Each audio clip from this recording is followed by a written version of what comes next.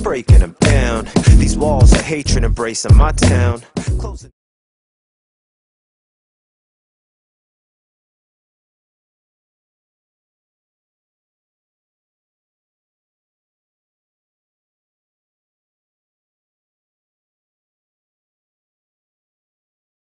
What's up, YouTube? I'm here today to do a tutorial on how I clean my makeup brushes.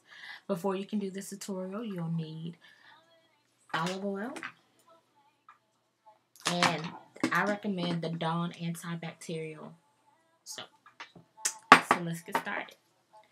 What I usually do is I use a bowl. I got this tutorial actually from MichellePhan, and I have been using it ever since. I've used a couple of other things to clean my brushes before, such as Dr. Bonner's magic soap, and it was too harsh. It actually ended up kind of bleaching my brushes, which was not good. So I just recommend this. I try to clean my brushes maybe once a week, but lately I've been trying to get more accustomed to washing them more frequently, maybe every couple of days or even sometimes every day depending on the brush. Today I'll be washing my 187 brush by MAC, my 224, 191, just the angle brush from my Arch, my special edition MAC brush for my 217, which is good for blending, 252. This is my Sonia Keshik brush, which I showed you in my last video, which I use for concealer. And this brush is actually one I got from Lamique for my eyebrows. I use this end to shade them in, and this for the concealer to shape them. Alright. First thing you want to do is you want to make sure you have a clear space to work from. And once all of that is established, you get your bowl or wherever you're going to be doing the cleaning, and you pour just a little bit of olive oil. And in that same mixture, you'll just add a good amount of the dishwashing liquid. The trick is you do not want more olive oil than the dishwashing liquid because it'll leave an oily substance on your brushes, which is not good.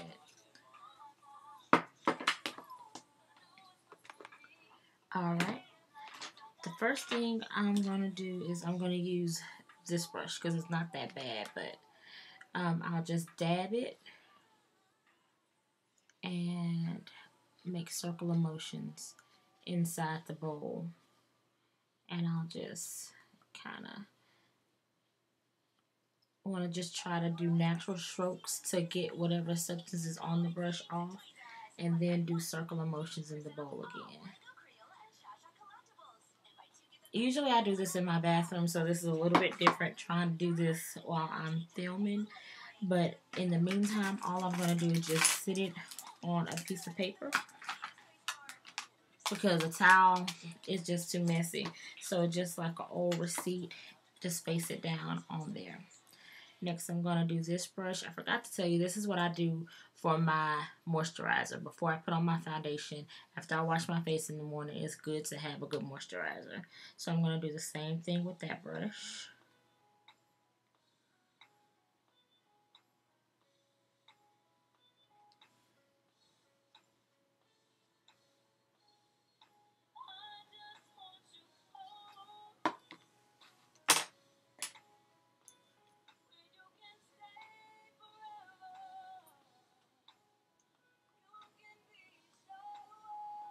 Alright, I'm going to do one more brush, and then after that, I'm going to come back once I've actually washed them.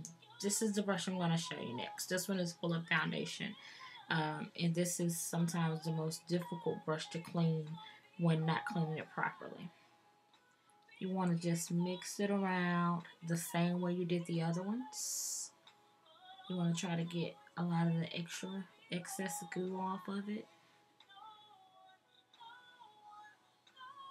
You can see that already. It's kind of becoming a little bit white already. Just make that fast like you were mixing it. And once again, Get the suds off of it.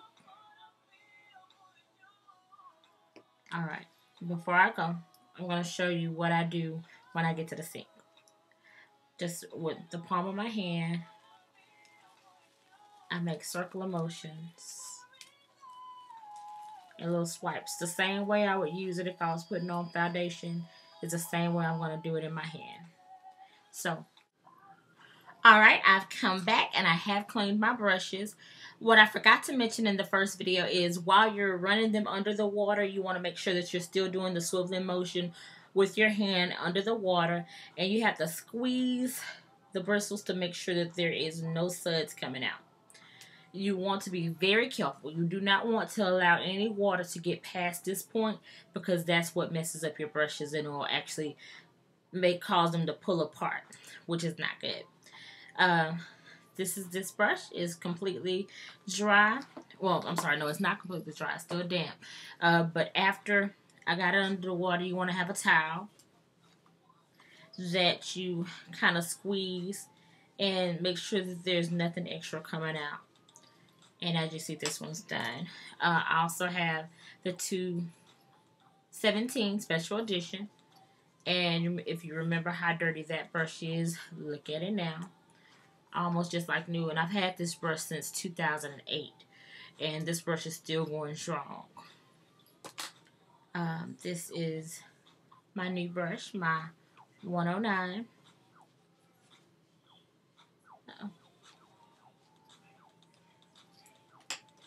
My Lamique brush. These are a lot harder to clean, but I was able to get it really good.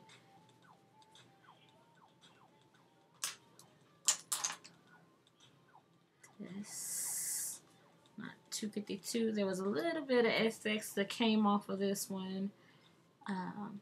Just continue to press down. My angle brush. This is just a generic brush. I picked it up in a set that was at Big Lots. My 191.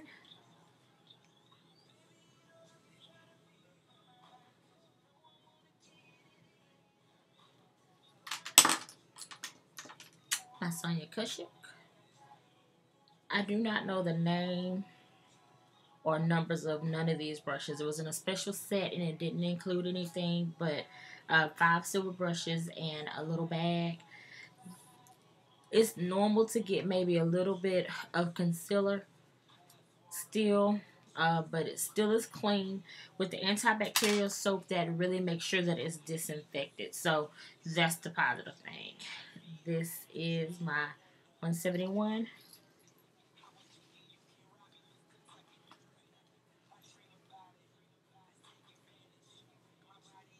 Do the squeezing.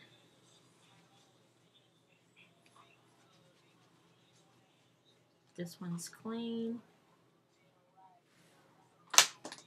Last but not least, the 224. I'm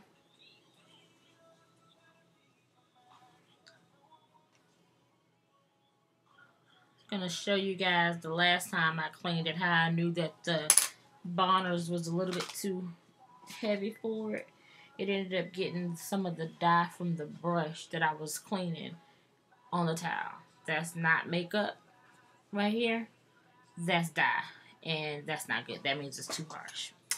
What I do when it's time for me to allow them to dry, I place them in a jar or cup facing downward. I do have some of the Coastal Scents brush applicators just to kind of keep them shaped, but I don't have enough for all of them, so I'm not going to even go through the hassle of even trying to put them on a few.